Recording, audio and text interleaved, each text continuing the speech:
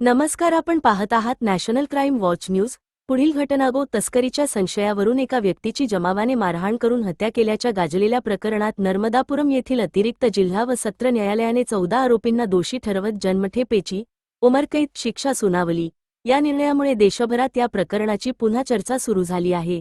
ही घटना 3 ऑगस्ट 2022 रोजी मध्य प्रदेशातील नर्मदापुरम जिल्ह्यात घडली होती। महाराष्ट्रातील अमरावती जिल्ह्याचे रहिवासी नजीर अहमद हे इतर दोघांसह ट्रकमधून गुरे घेऊन जात असताना काही जणांनी त्यांचा ट्रक अडवला। गो तस्करीचा आरोप करत जमावाने ट्रकमधील लोकांना बाहेर काढून बेदम मारहाण केली। या हल्ल्यात नजीर अहमद यांचा जागीच मृत्यू झाला, तर इतर दोघे गंभीर जखमी झाले। घटनेनंतर पोलिसांनी तातडीने गुन्हा दाखल करून तपास सुरू केला। सीसीटीव्ही फुटेज, प्रत्यक्षदर्शींचे जबाब आणि अन्य पुराव्यांच्या आधारे 14 आरोपींना अटक करण्यात आली।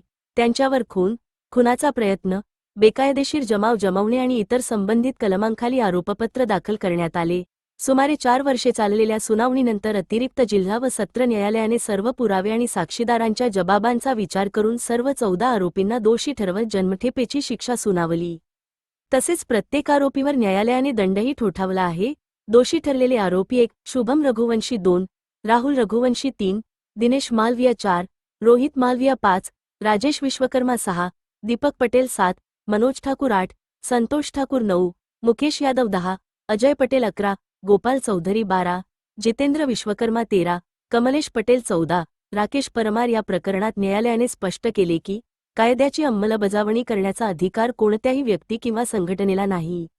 संशयाच्या आधारावर जमावाने हिंसाचार करून एखाद्याचा जीव घेणे हा गंभीर गुन्हा असून अशा कृत्यांना कायद्यानुसार कठोर शिक्षा होणारच।